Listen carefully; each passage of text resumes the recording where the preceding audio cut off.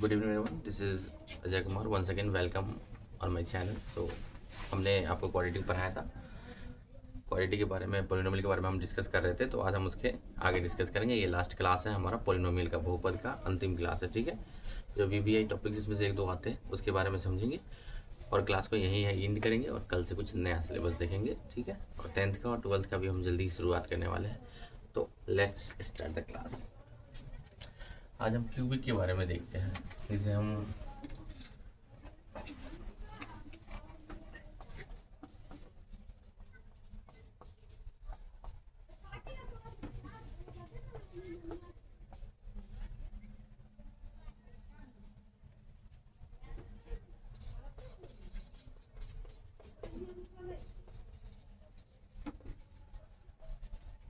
ये हमारा cubic polynomial है। चलिए, इसके बारे में मैंने पहले भी और समझा रखा है, पहले ही मैंने समझा रखा है और थोड़ा सा इसके बारे में कुछ डिटेल्स देखते हैं, ठीक है। तो चलिए, सबसे पहले इसका व्यापक रूप ले लेते हैं।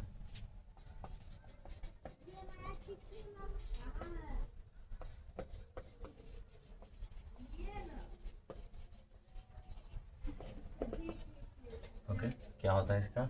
ax³ plus bx² plus cx plus d, यही होता है। चलिए, अब इसकी प्रॉपर्टी पढ़ते हैं, हम इसका रिलेशन पढ़ते हैं, ठीक है।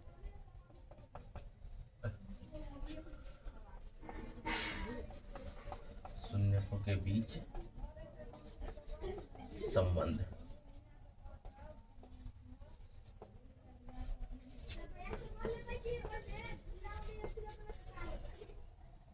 दूसरा मार्कर देखो तो, रिलेशन बिटवीन, देखो दूसरा मार्कर,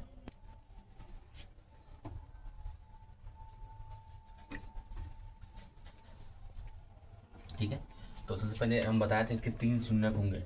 इसे 3, वैसे मैंने बताया था इसके कितने मूल, कितने, जितना इसका घात होता है, ठीक है, उतने इसके हल, इतने मूल शून्यक होते थे। एक को अल्फा मानेंगे, एक को बीटा मानेंगे और एक को हम गामा से डिनोट करेंगे, ठीक है। चलिए, अब इसके बीच में रिलेशन, तो पहला रिलेशन जो होता है, अब पहला फार्मूला जो होता है वो देखिएगा, उसे हम कहते हैं alpha plus beta plus gamma, ठीक है। इसको हम शून्य को मूलों या हलों का योग कहते हैं। इंग्लिश में इसे योग कहते हैं सम ऑफ जीरो।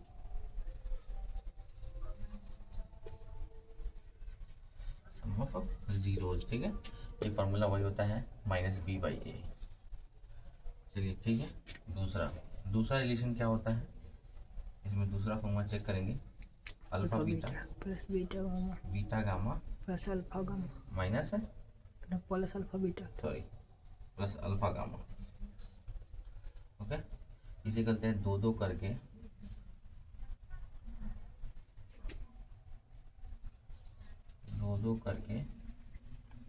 शून्य को, आप तो समझ आइएगा, बार बार लिखने की जरूरत नहीं है, मूलो हलो, ठीक है ना। 2-2 करके शून्य को ये योग गुणनफलों गुणनफल का योग। ओके, इसी को बोलते हैं हम लोग सम ऑफ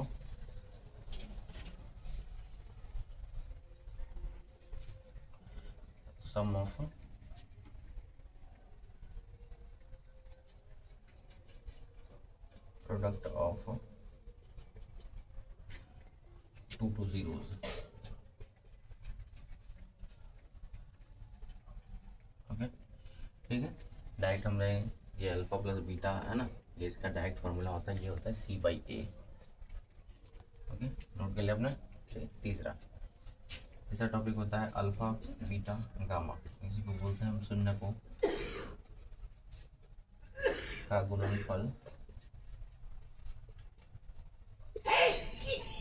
शून्य को हलों या मूलों का गुणनफल। इसको बोलते हैं अपन लोग -d/a, -d/a।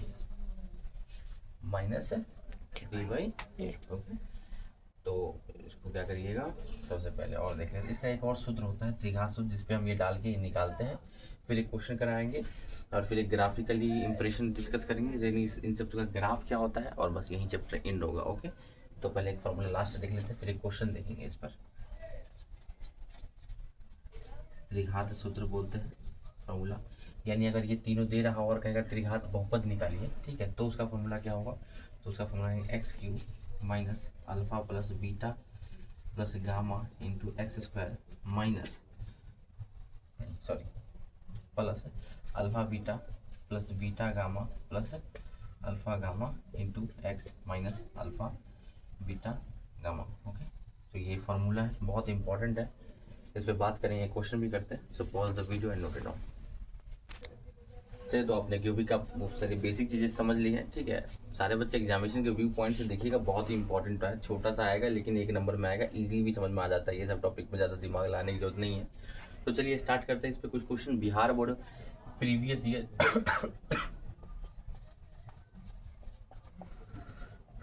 ईयर में जो एग्जामिनेशन में आए हुए हैं, ठीक है, अब उसमें कुछ क्वेश्चन करते हैं BSCB में चाहे CBSE,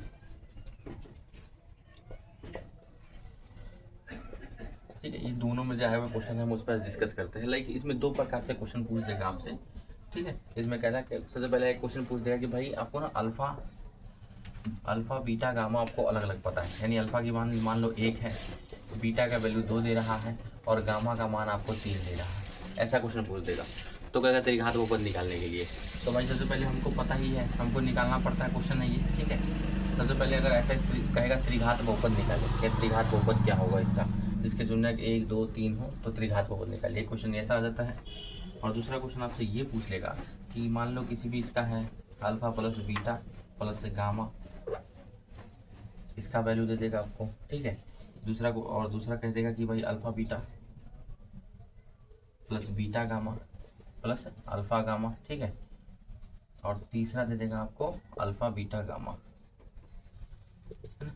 या तो ये दे देगा, अगर ये देगा तो आपको सीधे कहेगा कि शून्यकों का योग दिया जा रहा है, दो दो करके शून्यकों का गुणनफलों का योग दिया जा रहा है और शून्य का गुणनफल दिया जा रहा है, तो समझ जाइए ये दे रहा है। और सिर्फ बोलेगा शून्यक दे रहा है या मूल दे रहा है, तो आप समझ जाइए ये होगा, ठीक है। ये दोनों मैं इसको सबसे पहले अगर ऐसा दे तो भी हमको ऐसा ही बनाना पड़ेगा, ऐसा दे तो डायरेक्ट सूत्र पे, ऐसा अगर देता है तो डायरेक्ट हम फार्मूला लगा देंगे। क्या फार्मूला हमने लिखा है अभी त्रिघात सूत्र का, x cube minus alpha plus beta plus gamma into x square plus alpha beta plus beta gamma plus alpha gamma into x minus alpha beta gamma. Okay, इस पे डायरेक्ट डाल देंगे। इसका जो मान के चलो इसकी वैल्यू अगर मान लो 2 दे देता है, इसकी 3 दे देता है, इसकी 4 दे देता है, तो बस जहाँ जहाँ वैल्यू हम रख देंगे भाई एक्स क्यूब, ठीक है ना, माइनस अल्फा प्लस बीटा का मान कितना है आपको दे रहा है 2, तो यहाँ 2x स्क्वायर लिख देंगे, plus alpha plus beta plus ये alpha beta plus beta gamma plus alpha gamma का मान दे रहा है 3, तो यहाँ लिख देंगे 3, प्लस इसके जगह पे 3 आएगा तो 3x है ना, minus alpha plus beta plus alpha beta gamma का मान दे रहा है 4, तो यहाँ सिर्फ 4 आंसर। ये डायरेक्ट ऑब्जेक्टिव में 1 नंबर में और 2 नंबर दोनों में ये क्वेश्चन आ सकता है, ठीक है। ये वाला समझ में आएगी नहीं है, कैसे डायरेक्ट वैल्यू डायरेक्ट पुट कर देना। लेकिन अगर ऐसा दे सिर्फ शून्य के देता है, तो शून्य देता है तो सबसे पहले हमको निकालना पड़ेगा ये, फिर निकालना पड़ेगा ये, फिर निकालना पड़ेगा ये, और तब इस पे डालेंगे, ठीक है। तो कैसे निकालते हैं, पहला निकालते हैं हम इसमें क्या निकालते हैं, देखिएगा alpha plus beta plus gamma निकालते हैं, यानी alpha plus beta gamma plus gamma निकालते हैं। तो alpha plus beta plus gamma का मान दे रहा है, अल्फा का मान 1, बीटा का मान 2, गामा का मान 3, 3 2 5 1 6, तो इसका मान हमको कितना आ गया, alpha plus beta plus gamma का मान कितना आ गया 6। ओके, अब दूसरा मान इसमें निकालेंगे हम कितना, alpha beta plus beta gamma plus alpha gamma, यानी क्या 2 करके पहले इन दोनों गुना करेंगे, 2 एकम 2 जोड़ इसको 3 दूनी 6 और फिर इसको, ठीक है, 3 एकम 3 और जोड़ देंगे 6 2 8 और 3 11, तो इसका मान आ गया। तीसरा मान निकालना है अपने को कितना, alpha plus beta plus gamma alpha beta gamma, alpha beta gamma, alpha का मान 1, बीटा का मान 2, गामा का मान 3, 3 दूनी 6। ओके, तो ये 6 आ गया, समझ रहे हैं आप बात को, इजीली अब हमको आ गया। अब डायरेक्ट क्या करेंगे, हम सिर्फ इस फॉर्मूले पे डाल देंगे, ठीक कीजिएगा, यहाँ क्वेश्चन डालेंगे, ठीक है, x cube minus alpha plus beta plus gamma का मान हमको आया यहाँ पे 6, तो यहाँ लिखेंगे 6x स्क्वायर, 6 का यहाँ डालेंगे 6x स्क्वायर का x स्क्वायर, ठीक है, plus alpha beta plus beta gamma plus alpha gamma का मान हमको दे रहा है कितना 3 सॉरी नहीं 11 11 ये दे रहा है ना 11 x तो x minus alpha beta gamma का मान हमने निकाला 6 तो ये 6 ये हमने पुट कर दिया, ये हमारा आंसर आ गया। त्रिघात बहुपद इतना ज़्यादा नहीं पढ़ना था, इसमें चतुर्घातीय बहुपद भी होता है, इसके बारे में हम बाद में डिस्कस करेंगे, ठीक है। चतुर्घातीय में भी होता है, इसका उसका ही फॉर्मूला होता है, उसके भी सुनने को योग alpha plus beta plus gamma अगर निकालेंगे उसमें 4 ले लेंगे हम अल्फा बीटा गामा, लेकिन अभी का नहीं है, वो 11th में पढ़ेंगे, ठीक है। तो pause the video and note it down. चलिए तो लिख आ रहा है जी, हो गया। तो हमने द्विघात पढ़ लिया, रैखिक पढ़ लिया, द्विघात पढ़ लिया। चलिए थोड़ा सा रिकेप कर देता हूँ क्या क्या हमने समझा। रैखिक के कितने घात होते हैं, कितने हल होते हैं, कितने शून्यक होते हैं, मैंने आपको बताया, ठीक है। जिसका घात 1 होता है उसे रैखिक कहते हैं, जितना घात उतना हल, उसका शून्यक सबसे उतना है, ठीक है। दूसरा हमने पढ़ा है द्विघात, द्विघात का हमने पढ़ा है, इसमें 2 शून्य पढ़ाया हमने, जिसके 2 घात होते हैं उसे द्विघात कहते हैं।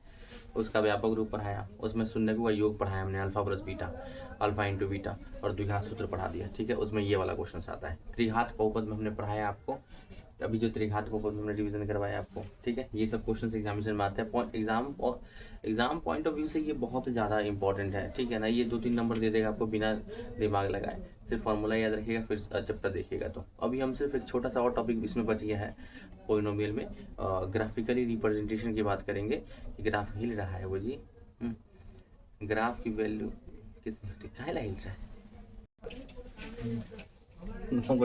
इतना ना हिलता है। चलो ठीक है, तो ग्राफिकली रिप्रेजेंटेशन के बारे में डिस्कस करते हैं। वो काटेगा नहीं काटेगा छोड़ दे, ठीक है। तो आज हम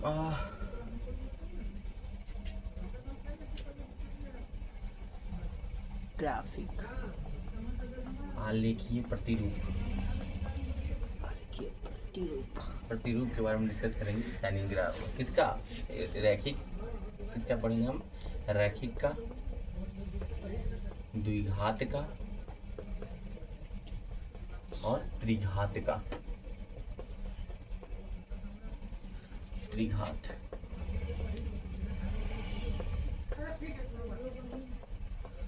अच्छा, एक चीज और याद रखिएगा, चतुर्थ घात का भी जैसा द्विघात होगा वैसे चतुर्थ घात का होगा, ठीक है ना। तो हम सिर्फ ये 3 पढ़ेंगे, चतुर्थ घात के बाद में डिस्कस कभी 11th में जब डिटेल कोर्स लेंगे, हम डिटेल कोर्स चालू करेंगे, कोर्स जब वीडियो डालेंगे उसके अंदर, ठीक है। तो पूरा शुरू से है ना, एक हमारा पूरा इसका लेक्चर ही हमारा 5-6 क्लास का, एक सप्ताह का 1 क्लास होगा, तो उसमें डिटेल क्वेश्चन से साथ पूरा पढ़ेंगे हम, ठीक है। चलिए, इसी को बोलते हैं इंग्लिश में हम ग्राफिकली रिप्रेजेंटेशन किसका, लीनियर है ना, क्वाड्रेटिक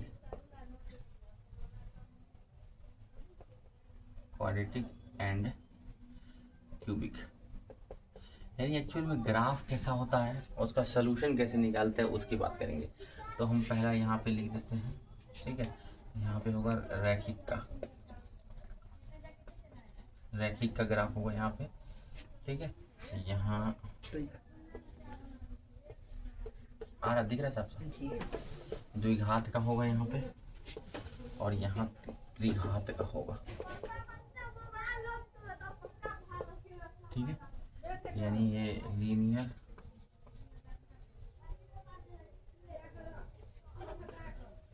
ये होगा द्विघात, सॉरी क्वाड्रेटिक, और ये क्यूबिक, ओके। चलिए, जो इसका जो ग्राफ का रिप्रेजेंटेशन होगा फिगर के थ्रू हम लोग डिसाइड करेंगे, वो हमेशा लीनियर ही होगा, एक रेखा की तरह, सरल रेखा होगा, क्या होगा, स्ट्रेट लाइन, जो लीनियर इसका जो ग्राफ होगा, ठीक है ना। ग्राफ जो होगा किसी का भी, और याद रखिएगा इसका किसी का भी ग्राफ हो, उसका सॉल्यूशन भी हमें अभी बता देंगे, ठीक है ना। और उसका मतलब किस तरीके से क्या बोलते हैं, जो इसका जो ग्राफ जो होता है, यहाँ पर नोट कर लीजिएगा, इसका जो ग्राफ होता है वो स्ट्रेट लाइन होता है हमेशा, किसी भी लीनियर इक्वेशन का। अगर मैं दे दूँ x + y = 12, हम ग्राफ भी डिस्कस करेंगे, है ना, 10th में बोर्ड वाले के लिए, चाहे 9, 10, 11, 12 सब में आता है, 12th में इसी को LPP कहते हैं, ठीक है ना, वो हम डिस्कस करेंगे। इसका जो ग्राफ होगा, ये तो रैखिक बहुपद ही है ना, ठीक है, ये रैखिक बहुपद, तो इसका ग्राफ जो होगा वो कैसा होगा, स्ट्रेट लाइन होगा, स्ट्रेट लाइन होगा, यानी सरल रेखा होगा, सरल रेखा। यानी ये परीक्षा में पूछ देता है, बताइए रैखिक बहुपद का ग्राफ कैसा होता है, तो सरल रेखा होता है। द्विघात का ग्राफ जो होता है वो परवलय होता है, वक्र परवलय, ठीक है। इंग्लिश में इसी को बोलते हैं हम लोग पाराबोला, ठीक है, पाराबोला होता है, ठीक है। और क्यूबिक का वही होता है, जैसे स्ट्रेट लाइन होता है तो उसको हम क्यूब ही बोलते हैं, है ना, उसे घन वक्र बोलते हैं हम लोग, ठीक है, उसे हम लोग घन वक्र होते हैं, यानी क्यूब ही बोलते हैं, क्यूब ग्राफ, ठीक है। परीक्षा में ये बहुत सारा क्वेश्चन पूछा गया, ये वाला क्वेश्चन भी आई है, ये पूछा गया है कि बताइए द्विघात वाला ग्राफ कैसा होता है, तो कैसा होता है इसका ग्राफ, ऐसा। इसका रिप्रेजेंटेशन भी दे देते हैं किस तरीके से ग्राफ दिखता है, ये है ना। ये एक्स एक्सिस है, पता ही है आपको, और ये वाई एक्सिस है। कोऑर्डिनेट ज्योमेट्री पढ़ेंगे तो और एक्सप्लेन करेंगे क्या होता है इसका भी। ये एक्स एक्सिस, ये वाई एक्सिस, ये एक्स एक्सिस और ये वाई एक्सिस, ठीक है। ये एक्स अक्ष है, ये वाई अक्ष है, ये एक्स। अच्छा चलिए इसका जो ग्राफ जो होगा स्ट्रेट लाइन का होगा, वो हर सदैव स्ट्रेट लाइन होगा, एकदम सीधा। कैसे भी हो सकता है, ऐसी जरूरी नहीं है ऐसा ही हो सकता है ऐसा भी हो सकता है ऐसा भी हो, है ना। यानी ग्राफ हमेशा एक सीधी रेखा में ही होगा, स्ट्रेट लाइन उसका ग्राफ होगा, ठीक है, पहला, ठीक है। सेम इस चीज़ का दिखेगा यहाँ तक। इसका जो ग्राफ होगा वो होगा परवलैक। परवलैक का मतलब क्या होता है, यू शेप। इसको ऐसे समझने के लिए समझ लीजिए, यू शेप, कटोरी के आकार का होता है, यू शेप। यू जैसे कटोरी, जैसे यू पढ़ा हो ना आपने, DUV, यू, तो वो कटोरी के आकार का होता है, ऐसा हो सकता है। जब नहीं ऐसा हो, ये ऐसा भी हो सकता है, ऐसा भी हो सकता है। वो वैल्यू पे डिपेंड करेगी, है ना, उसका वैल्यू पे डिपेंड होगा किस तरीके से उसका हमको आंसर निकालना है, ठीक है, वो समझते हैं। चलिए और बात समझते हैं हम। तीसरा, इसका जो ग्राफ होगा वो ऐसा ग्राफ होगा, ठीक है। ये किसका है, क्यूबिक का ग्राफ है, ठीक है। आपसे सिर्फ ये वाला पूछता है, ये वाला और ये वाला। क्यूबिक के बारे में आपसे डिस्कशन नहीं करता है, सिर्फ आपको किसके बारे में पूछेगा, ये बताइए कि द्विघात वाला ग्राफ क्या होगा। चलिए, अब नीचे आ रहा है ये वाला, नहीं यहाँ तक आ रहा है, हाँ बस यहीं तक, थोड़ा सा हल्का नीचे कर दे, हल्का सा, यहाँ तक आना। हाँ ये अच्छा कोई नहीं, मैं ही लिखता हूँ। चलिए अब हल की बात करते हैं, यानी इसका हल, यानी सॉल्यूशन अगर की बात करी जाए कि यानी x की वैल्यू कितनी होगी या क्या है, कितने ग्राफ हो सकते हैं, ठीक है।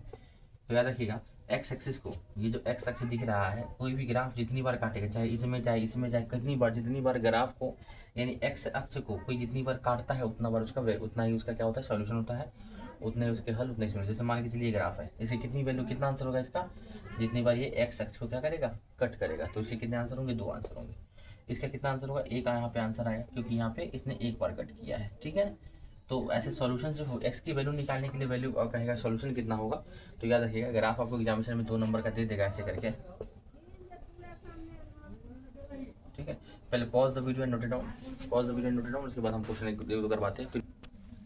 चलिए अच्छा ये देखिएगा, चेक कीजिएगा, आपसे पूछेगा भाई इसका सॉल्यूशन बताइए कितने शून्य होंगे या कितने हल होंगे। तो जितनी बार एक्स एक्सिस, ये एक्स एक्स है,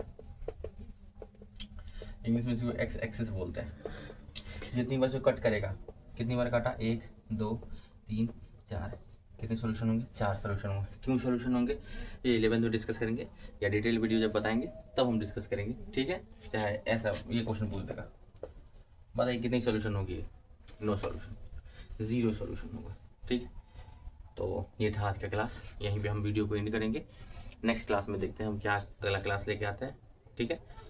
for watching my video, thank you, like share and subscribe, good bye.